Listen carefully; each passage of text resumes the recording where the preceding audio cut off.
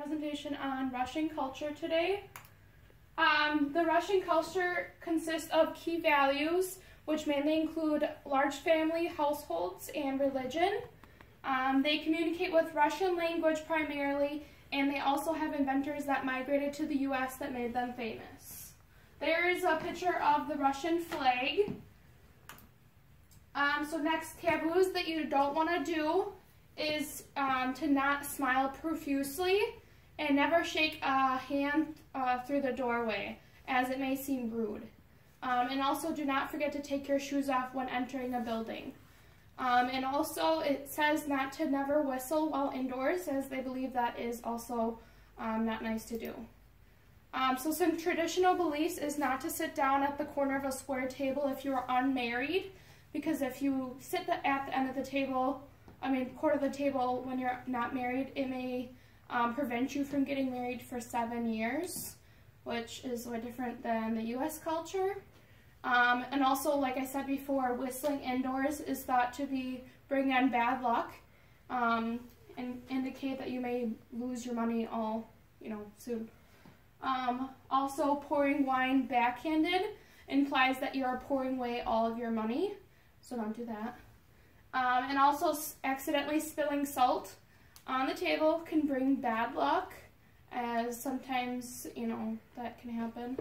And then also, preventing bad luck by spitting over your left shoulder 3 times, or saying tooth, tooth, tooth to imitate, is kind of compared to like saying knocking on wood for Americans. Next, the key values that they have is limited physical contact. So like I said before, they don't smile with strangers. They always look like they have a serious or stern look to their face. They say that talking with your hands in your pocket is rude and unprofessional. One family holds the highest importance to individuals in Russia, so you always look up to the highest person in the household. You are in close contact with family members. They consider that a positive value.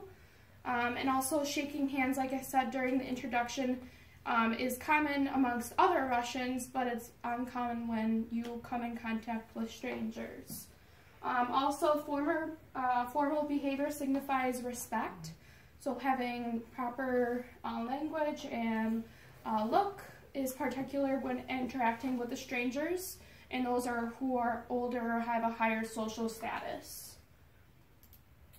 Also, more key values is that legal marriage.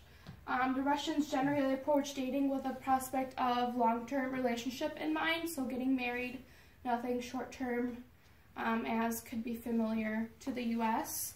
As I said, marriage is the ultimate goal for them. It is often considered somewhat humiliating if someone's single for a long time. And also, older unmarried women have a particular low social status for a long time. I also found that divorce is very common in Russia.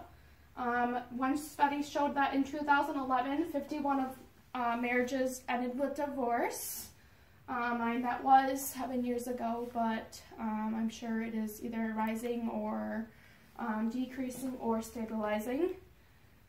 They are huge, common with large families.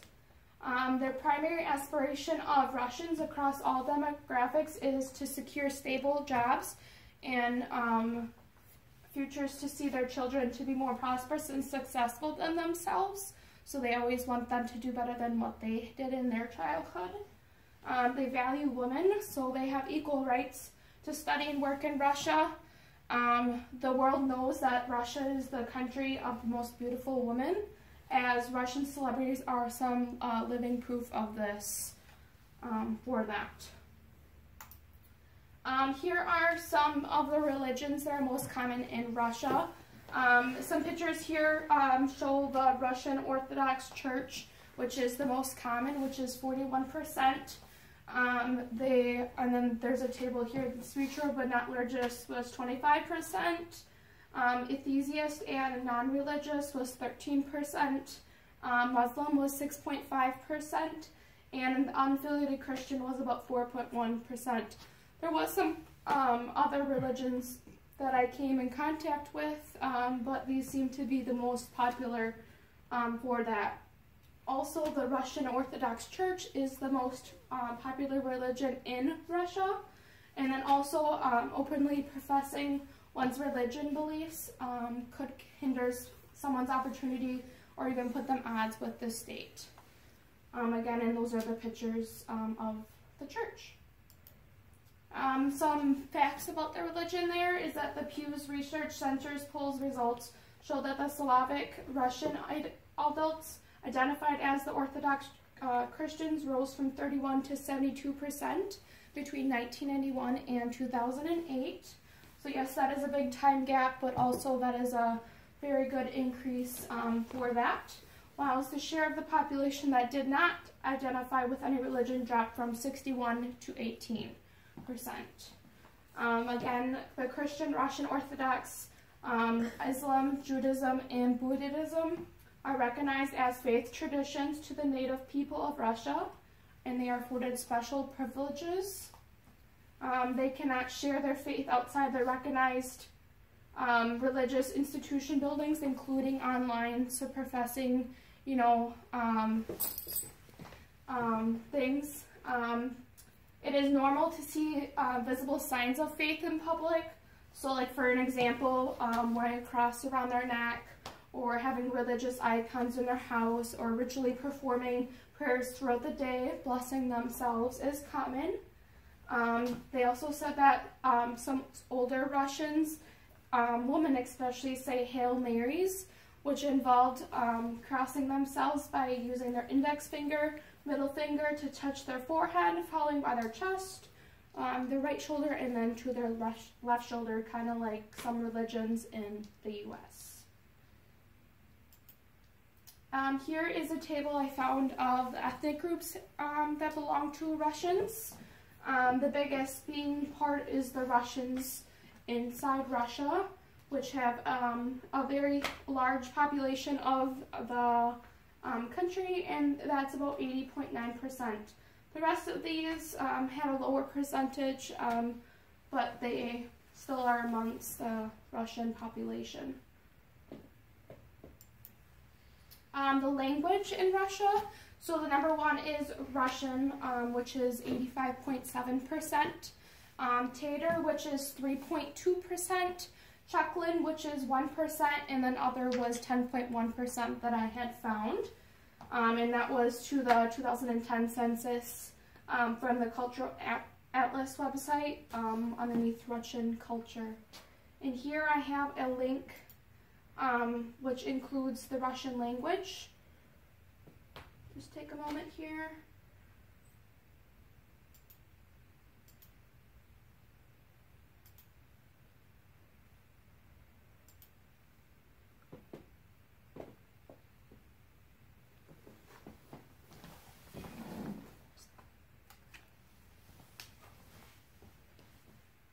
One moment here. And we should get it here. I got it. Maybe not. Hold on one second. Maybe we won't. But I'll just kind of go through without it, as it doesn't. So hello was a specific phrase, and these were just some greetings that they had. Hold on one second. Here we go. Unfortunately, it did not work. But here are some phrases that they had for the Russian language. The communication, they use directness, but they may not hesitate to correct people, but they do it with honesty. So if someone's incorrect, they may want to correct them right away. So the experience with the United States. So these are some inventors that came famous coming over to the United States. Alexander Pantov, he was a student of the founding father of the Russian aviation. He started the Ampex company of the United States, and he worked there in the 1950s. So this company succeeded in producing the first quality signal recorder. So this was a video or a picture of him with that. And then another Russian engineer invention debuted in the United States. He came up with the main invention of the 20th century, electronic TV, and that is him there showing that first of all. Any questions at all? And this is my audience right there.